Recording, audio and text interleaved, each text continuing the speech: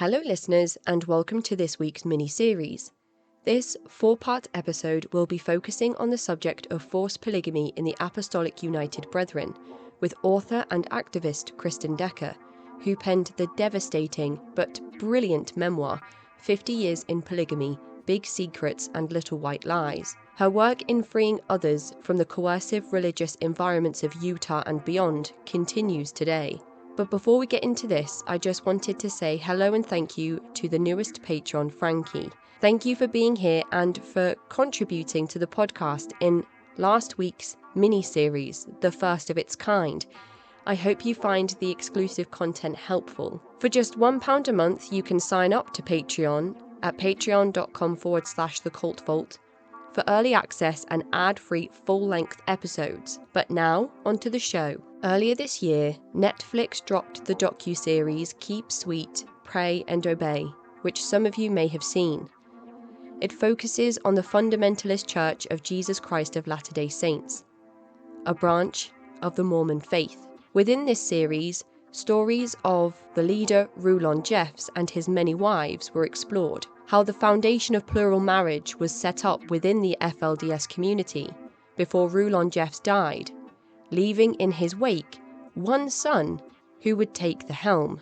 Warren Steed Jeffs, leader of the FLDS church and convicted child rapist, is currently leading his church from behind bars.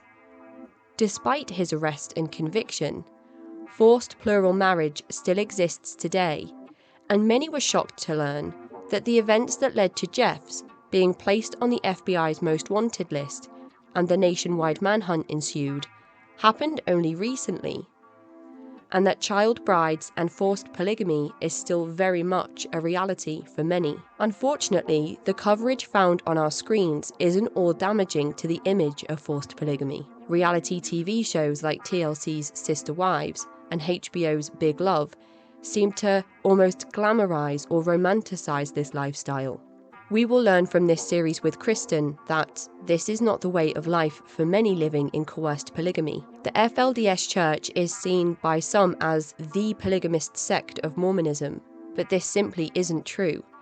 There are many groups, large in size and equally dangerous, operating in Utah and further afield right now. In this series, we will learn how Kristyn's own uncle, Rulon Olrud, was the leader of her group until he was murdered by a rival group, and Kristyn's own father took over when Kristyn was only young as leader of what is now known as one of the largest polygamist Mormon groups, the Apostolic United Brethren, or the AUB. Interestingly enough, the AUB is the subject of TLC's Sister Wives, of which Kristyn has spoken out about publicly regarding the truth behind some of those involved in the show and the truth behind the cameras. That truth is unsettling and ultimately reveals that thousands of individuals are being abused daily for what they believe to be the correct religious practices and teachings. Please note that this series contains themes of child abuse and should be listened to with discretion. Now on to part 1 of the Apostolic United Brethren series with Kristyn, one of my personal heroes. So hello Kristyn, and welcome back to the show. I'm looking forward to diving deeper into your personal story of plural marriage and your family's history in polygamy. Would you like to start by introducing yourself to the listeners? Hi, Casey. Good to be back with you again. I'm Kristyn Decker. Wow, where do you begin on an intro? I was born and raised in polygamy. My father was the leader of the second largest polygamous sect in the United States. And I am out and happy and free and want that for everyone. It's a fantastic life away from all of that crap. And you've written a book about your experiences within this movement. Right. Yeah. And would you like to give us give us a little information on the name of your book and what people can expect to read within its contents? Oh my word. So it could have had thousands of pages. It's called 50 Years in Polygamy, Big Secrets and Little White Lies. I think I should have named it Huge Secrets and Huge Lies and a bunch of crime and blah, blah, blah, but you can't do all that. But basically, I tried to get my book to not be too long and to put a few funny parts in there or humor things and not make it too gruesome and icky. But being born, I just basically went year by year. I wished that I was a better writer and could have jumped around like a lot of authors do, but I couldn't figure out how to do that. So it's just my family, my birth, being born 12th of Dad's 23 biological children, and number 8 of my mom's. I'm the youngest of her children. My mom was the first wife of my father's 13 wives, and he had really a small family. 23 kids for being a leader was considered very small. Most of his council members, that would be the people on his board, you might say, they had huge families, huge, like 50, 60, 80, kids and so forth. My father has, I think, close to 205 grandkids. And so they must have like 500 or 600 or whatever. Anyway, it's just crazy. I talked in my book about my life, growing up, my childhood, getting married, leaving, and the freedom, the joy and the freedom at the end. And it took me way too long to get out of there.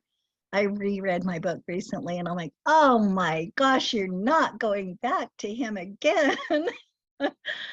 So yeah, I think that's the most frustrating part of my book to me. But anyway, yeah, that's what it's about.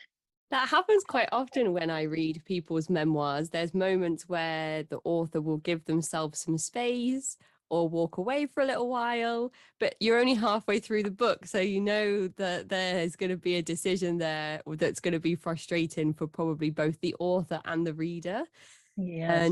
And what I found really interesting about reading your book was the amount of history that was included in the first part of how plural marriage came to be such a huge part of that part of the Mormon faith. Would you be able to give the listeners a brief summary of Joseph Smith up to the point where you were born and then how your family fit into that timeline? I hope I can do justice to that. It'd be nice to have the book in front of me, and I should have grabbed it, but sometimes my memory is just sharp on those kinds of things. Another time I'm like, but basically what I grew up with from day one, from probably the time I was conceived, is that we were God's little handful of righteous people that had to carry out what they call the fullness of the gospel, or the full, plural marriage, or whatever it was. And it started with Joseph Smith, who started, most probably people are familiar with who he is, who started the LDS Church. And he claimed a revelation in section 132 of the Doctrine and Covenants. And the revelation he claims is from God that says that it's really worth reading. I read it again and got really, I think I had PTSD from reading it after, lasted weeks. But basically what it says is that if a man espouses a virgin or wants a virgin, he can marry as many as he wants. And the women, the wives, have to just go along with it. And if they don't, and he used his wife, Emma, that if they don't go along with it, if she doesn't go along with it, they will be destroyed. It actually says that. So it's very coercive belief system. And he calls it the new and everlasting covenant of plural marriage. It's still in the LDS Church Doctrine and Covenants. I think they've changed a word here and there. Like they do change it. I'll try to fitting into the society and fitting in more and more, but it's still there. And what happened is so people were living plural marriage. I mean, there was a lot of history and deceit that we don't have time to go into forever. But people coming from England and converts from everywhere into the LDS Church. And Joseph Smith was sending men on missions and marrying their wives. And he claimed all this authority to do that and why it was sanctioned by God. And so that for the 6 generations that we claimed, they believed that this was new and everlasting. Actually, I think it even says never to be taken from the earth. And so people who wanted to believe this way had lived this way their whole lives. I would say wanted only because they felt they had to, coercive wise. But there were the funda in 1890 was a manifesto. The LDS Church was being pressured by the government to end plural marriage. And so the church leader decided, John Taylor, that he needed to decide whether this was of God or not. So he apparently, now this is an alleged meeting. I don't know how much detail you want. Alleged 18 or meeting that took place, they call the 8-hour meeting, where he claims to have went in a bedroom, spent the night talking to God and Jesus, and has this revelation, he claims, where he was lifted up off the floor and these white lights appear to him and tell him that no, he will not ever sanction closing plural marriage. It's of God, it will stay, it's the way it's meant to be. So therefore he calls these men and women the next morning together and he sets them apart or gives them blessings to continue plural marriage. And he says that don't let 1 year go by, but that there isn't a baby born under the covenant of plural marriage. And a lot of women and men took that literal, like the women were supposed to have a baby every year. And some meant just, and, make sure that it was still carrying on and happening. So these men and women apparently, now I have heard both sides of this, that it's impossible to have taken place. It didn't, it was just alleged and it was made up. But those that continued to live it, in especially the group I was in or the cult I was in, the AUB, believe with all their hearts that it definitely took place and that it was meant to be lived. So right after this, people that continued to live plural marriage, and the next church leader had done away with it in 1909, did the manifesto and said no more polygamy. The LDS Church was cracking down on them big time, ready to steal their temples, and not steal, just what's the word I want to use? Acquiesce, take them away. They're going to shut them down if you don't stop polygamy. This is it, the last warning, we're coming after you. So the LDS Church said that, claimed a revelation, even though it's not written as a revelation, it's written more of a document, that they would no longer sanction plural marriage and they wouldn't have that in their church, the mainstream church, anymore.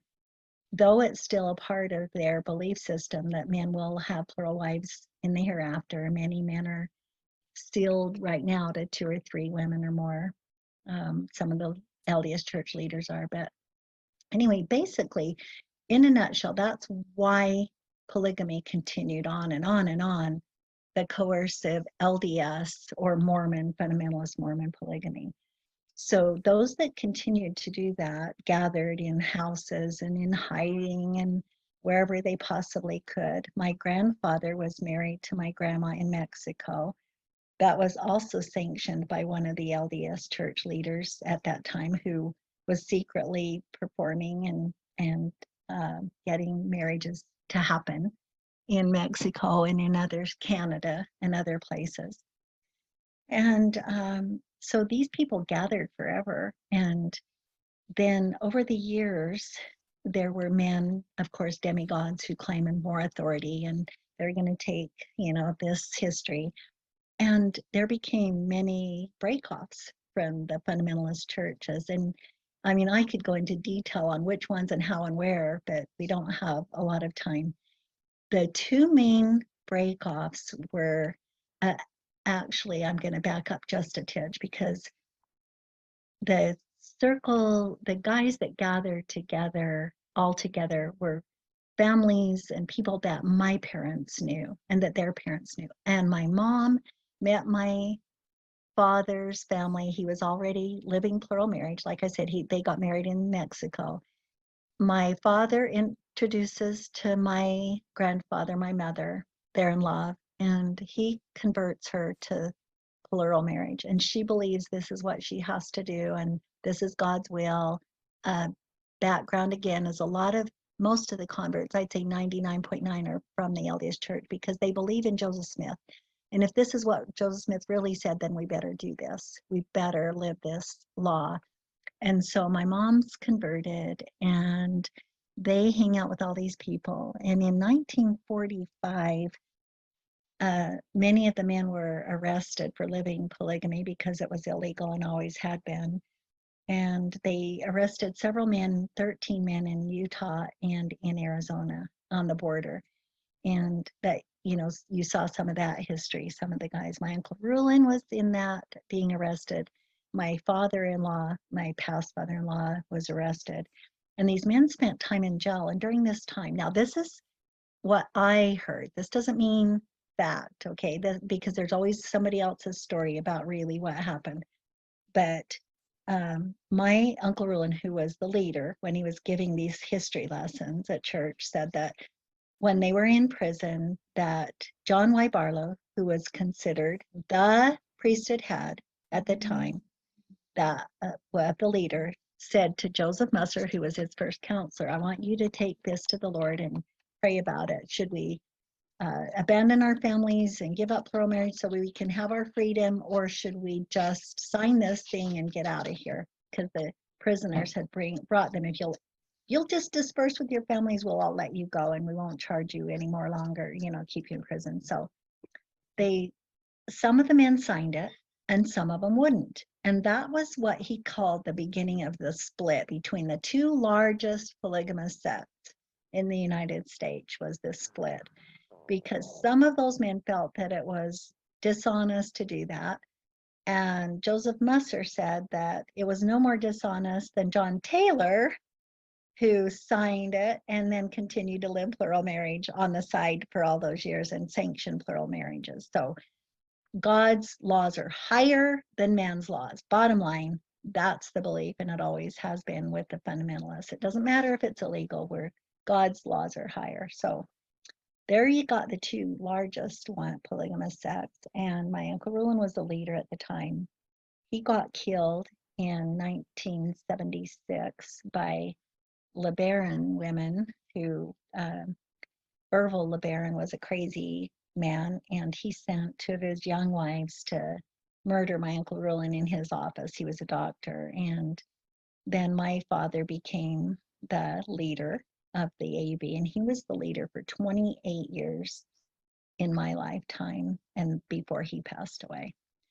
So that's a little bit of the history, and I was trying to go pretty fast. There's so much more we could, go on to. You mentioned that there was a split between the two biggest factions of polygamist LDS groups at that time. What were the official titles of both of those groups? They hadn't become incorporated. They hadn't filed for church status, and they were still, somewhat in hiding and not claiming any, really just trying to do this quietly and behind the scenes, the polygamy thing. And then they, and I'm not sure on the years, I should know, but I believe it was like 70s, somewhere in the late 70s and early 82, 83-ish, that the FLDS, which is the Fundamentalist Church of Jesus Christ, that's the one that you just watched on all these other shows, the Warren Jeffs group, the Rulin Jeffs, and Leroy Johnson, and before him, Barlow, who I mentioned before. And that was the FLDS. Before they were always just called the Work or the Barlow group or the Crickers, or, they had all these little nicknames. And the group or the cult I was raised in was the All Red group. And we would always call it the Work, or, the group, like as if we were the only people in the world, and them as well. They did that, the work. That meant God's work, right? We're all living God's work, and all of you are going to hell. That grandiosity. And so then I believe it was my father, yes, it would have been, absolutely, who did the incorporation, and they named it the Apostolic United Brethren, so AUB.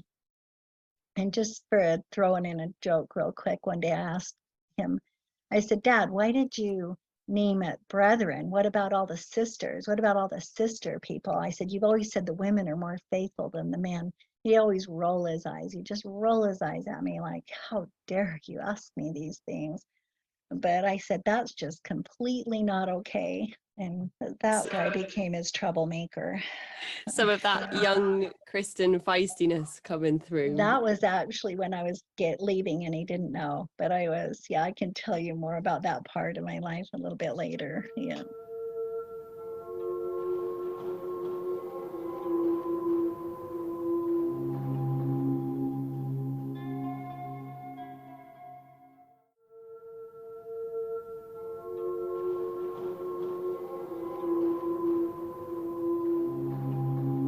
So, from your understanding of Joseph Smith now, which is something that we discussed was potentially also missing from the Keep Sweet, Pray and Obey documentary, was that the FLDS movement wasn't sunshine and roses under Ruland's reign. There was still forced polygamy. There was still a lot of wrongdoing and abuse and harm taking place, which actually can be traced back generations, because there are allegations of Joseph Smith participating in plural marriage and having child brides as well. Absolutely. Yes. Some of the talk radio and YouTubers and people who have big shows, John DeLynn has some incredible information. It's just really fascinating to listen to many of the stories and a lot of the history of the church. And I just listened to one that was really long with this Elisa Wall, and it was excellent. I feel like it was one of the best ever. And John DeLynn kept pointing out, yes, and this wasn't just Warren Jeffs, and it wasn't just Rulin Jeffs. They got a lot of this doctrine and a lot of these beliefs and their, biases and racism and everything else from Joseph Smith and the teachings there and the color. In fact, today I was listening to the one about racist and the colored people and the curse and so forth. And absolutely, I have felt that same way for a long, long time, that these leaders have just taken it to, they got it from the beginning and taking it to extremes, continue to do it. And it was even before Ruling Jeffs. It was with Leroy Johnson, my sister. She was married at 13 years old. At 13 years old, against my parents' will. And they were doing child bride marriages way back before this happened, before any of this. So, and I'm glad they brought that out in there. It was real quick, but it was said and spoken in those shows. And John DeLynn is the American podcast host of the show Mormon Stories. Yes, yes. So that's often one of the biggest resource that we're offered from other people that come on the show to talk about the LDS faith is that podcast Mormon Stories. So I'll pop a link to their podcast in the episode description for anybody that wants to go and check out some more information, deep dive materials from other survivors of the Mormon Church. So you were the youngest of your mother's children. You were the 8th child for your mother. What did your upbringing look like? How many brothers and sisters were there at this point? How many wives did your father have? And that whole picture that I imagine is quite difficult to untangle, but might give us a bit of an idea of the types of environments that masses of children are sort of existing in when plural marriage is involved. I was number 12 of my dad's. Mom had 8, and I had a couple little brothers and sisters. When I was growing up, I remember many more, like babies being born every year. So right after that, there's 1 or 2 babies, siblings. But I was a latchkey kid, totally. My mom had started going to work to help provide for Dad's massive, growing quickly, family, and she worked at a laundry for a long time, and then she decided to get her nursing degree. So she was at school and working at the laundry, and my dad's other wife, the third wife, was supposed to be watching me My sister tells horror stories about that. I was too young to really remember, but she said she'd started sloughing school so she could watch me because I wasn't being cared for. This other mom had kids too, like you just mentioned, one kid after another. She was probably depressed. She was running away from her responsibilities because it was overwhelming. She shouldn't have had all that. I mean, my mom's kids plus her own kids, and it's insanity. And I'm sure my mom, she's cried many tears, said she had no idea how bad it was at home. But because it was years later when we told mom about, what was happening and not happening, and there was sexual abuse. She came into the marriage with a boy, and already, and as time went on and I got a little bit older, he was molesting me and his other sisters and brothers, and it was pretty horrific. And I didn't ever tell because he threatened me with my life. And but I found out that well, they wouldn't be full, but his mother's other children, the younger ones, had tried to tell her and my dad, and he would just deny it, and he'd always win. He would always convince them that they were just making these things up, and then dad would justify if it was just a touch. Well, that's just a touch. He didn't really hurt you, that sort of bull crap.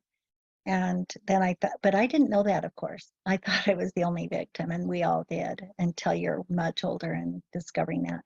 I was molested by a doctor at 5 years old, pre-kindergarten, and then another cousin as I got older. I was supposed to be babysitting his kids, and that's another thing. She couldn't. My cousin, they were both cousins. I'm married. I guess one was through marriage, cousin. And she had one baby after another and couldn't keep up with hers. And here I am over there trying to help as a kid, a child, trying to help her raise her kids and cleaning her house. And that dude molested me as well. And so that was pretty crazy. I remember growing up with like pretty much zero self-esteem. My mom would say that if I was a good girl, God would protect me. And if I said my prayers, then God would make sure I was going to be safe and protected. And that just wasn't happening. And so I lost this trust in this God, supposed God, that wasn't protecting me or doing anything. And in fact, I remember praying about my mom always crying, like, well, make mom happy. Why is my mother so miserable? And I just grew up with that absolute no trust in this God, and or either he was bad or I was. And so I must be a piece of shit because bad things are happening, and this God just doesn't love me, and or he's a piece of shit, but he can't be because he's God. You know what I mean? It was like this dichotomous situation all the time. Did you ever come to understand what the primary reasons were for your mother's misery in those years? Oh yeah. My dad was getting more and more wives, and and there were more and more children, and she was being more and more abandoned, and her wishes and her thoughts and her relationship was null and void because he was too busy with new wives and other children and more work, all the time, work to try to make ends meet for his family. And my dad believed with all his heart that's what he had to do, and he was a workaholic, and so he was just gone. And I remember, so another thing is my mom's house, we had 3 bedrooms. Mom had, by the time I was born, my 2 oldest siblings had been married, but there was actually my 3rd oldest sibling, my sister, got married when she ran away to get married at 12 or 13 to get out of the house, to get away from all the craziness. So I grew up with 5 of us in the house at the time, I remember. And so the boys had a room, and someone else, mom always let somebody else stay and live there. So I was the girl at home, and I had to share the room with mom and dad. So when dad ever visited to stay with mom, I had to sleep on the couch somewhere else. But I was the one there. I was the girl, so I'm the one in the house doing the cleaning and the dishes, and the boys are out doing their work or their half jobs or whatever.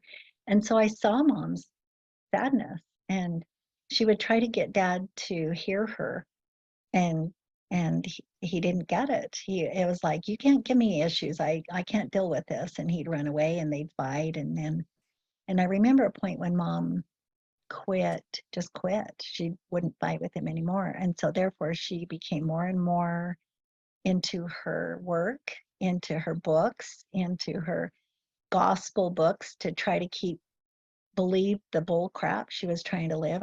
That's why I call it miserable happiness. It truly was, because mom was so happy believing she was serving God.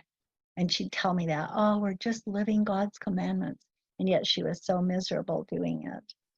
And that's my memories of my mother, all those years of growing up with her and sharing her space. And she'd cry, and then she'd come out of her room or the bathroom and say, now, I'd say, what's wrong, Mom? And she'd never tell me really. It's just me. If I was a better person, if I was only stronger, if I was only more faithful. So don't ever think it's the gospel, because that's the truth. But I'm the bad person. I'm the defective person. And that was what she taught me really well. And I always questioned it. I always went, this is not okay. But I was very people pleasing. That's where, if I didn't please people, there was not much going to happen for me. I mean, I was like, whatever I get, I have to be grateful for.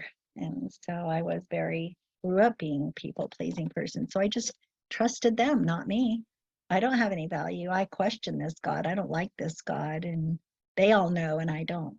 And so It must be extremely difficult to be in an argument with your significant other and know that when the argument is getting heated and that person leaves the house for some air, they're going to probably be going to the house of another wife. absolutely.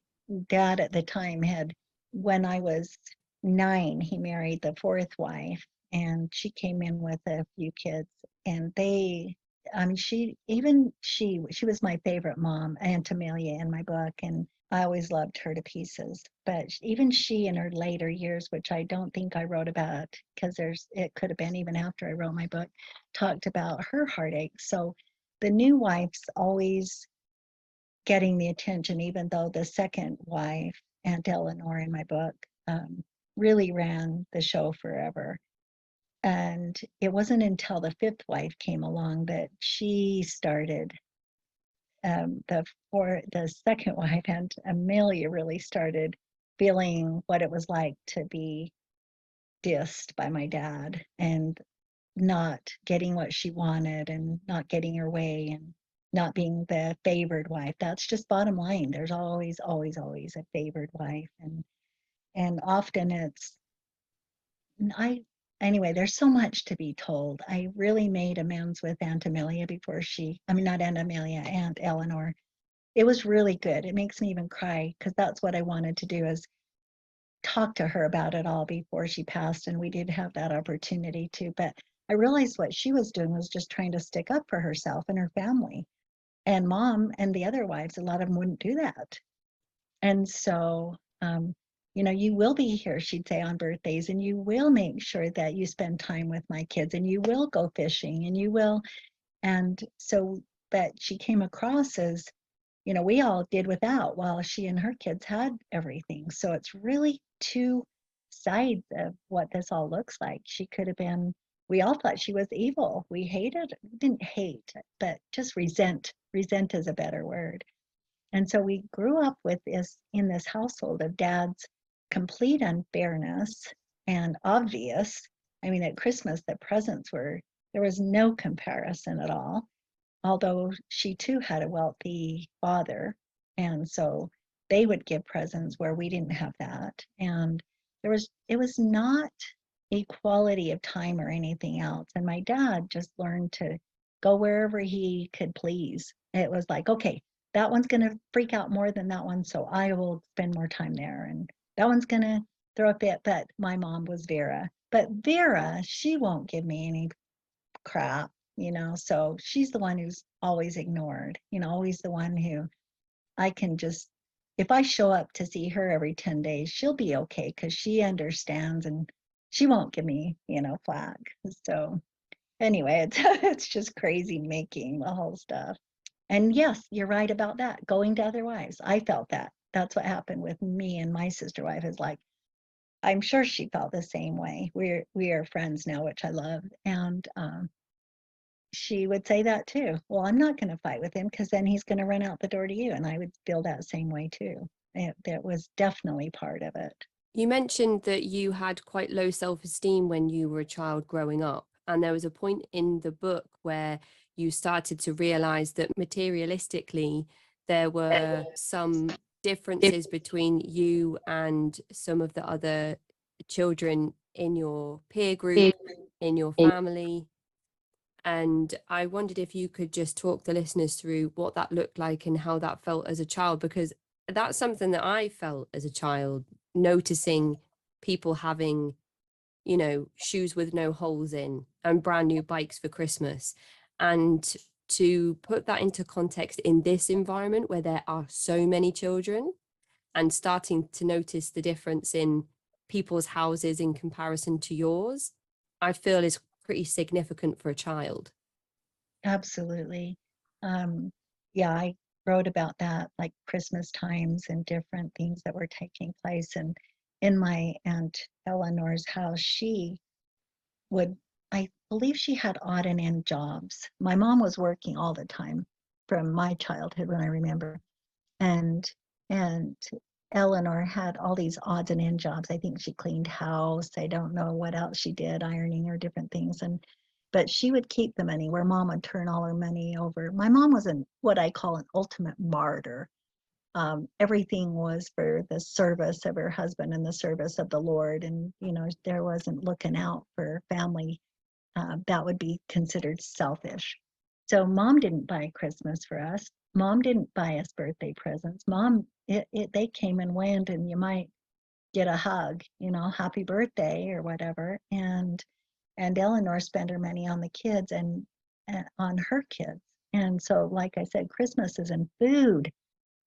And Elsie had big tables full of food every night. I mean, meals, rounded meals. Mom was working. We were lucky. I remember my brothers and sisters coming home and we had bread and milk with honey on it, day after day after day. And then maybe on Sunday, mom would make a meal or we'd have a meal until we were older and all of us started learning to cook a little bit here, but there still wasn't food in the house. And Elsie had food in the house, always good meals, good food. The neighbors were the same. They had huge families. My Aunt Beth, who I wrote about in my book, had a lot of kids, and Uncle Lyman had a bunch of wives, and the older boys all worked, and they brought home all the money. And so they had gifts and presents and food, and there was really no equality in the neighborhood. It was obviously, and then there were a few other families who was like my mom's, where they were just in poverty. My dad bought shoes for us that were too big because they had to last us a year. One pair of shoes that had to last the year. We had to wear dresses in my day, and I might have 3 dresses to wear through the whole school year. And it was obviously, as the kids grew older, the plague kid and getting teased and tormented and called names and people throwing rocks and just really abusive about the plague kids. And the boys, they didn't get that because my brothers would all hang together and they would terrify other people, so they didn't get teased like that. But what was I going to say? Oh, clothing. So when I learned to sew, which I don't know if you're at that part in my book, but I started learning how to make my clothes so I could fit in a little bit more. Mini skirts were in, and I'd make a skirt and learn how to roll them up when I was in junior high, and I'd make jumpers or I can't remember what you call empire. We called them dresses that would come up above your breasts. And so I made straps, but when I left home, they were skirts. And then I'd hike them up to be, empire dress. And so I learned more and more how to fit in. I was just talking with a friend this morning about how we all learn to lie too, because of the shame I felt. Like there's no way I can let people know I'm a plague kid already. I don't want them to know it's already bad enough. We don't want them to know about dad's wives. It wasn't even so much as I got older about worrying about that we were always told they were going to be arrested, which I think is a crock of crap because Utah never did anything ever and still don't about polygamy. But it became then about just not being a plague kid. I was embarrassed about it. I hated it. And even as a plural wife, I hated it. So yeah, complete inequality. That is the end of part 1 of the AUB series with Kristen Decker. Part 2 and 3 will look at Kristen's adulthood in forced polygamy, before part 4, which will look at Kristen's escape and recovery. To find a link to Kristen's book, 50 Years in Polygamy, please follow the links in the episode description. To get early access to ad-free, full-length episodes, please visit patreon.com/thecultvault. And to get in touch with me, you can find me at cultvaultpodcast@gmail.com or follow me on Twitter and Instagram at cultvaultpod. I'm your speaker, Casey, host of the Cult Vault podcast.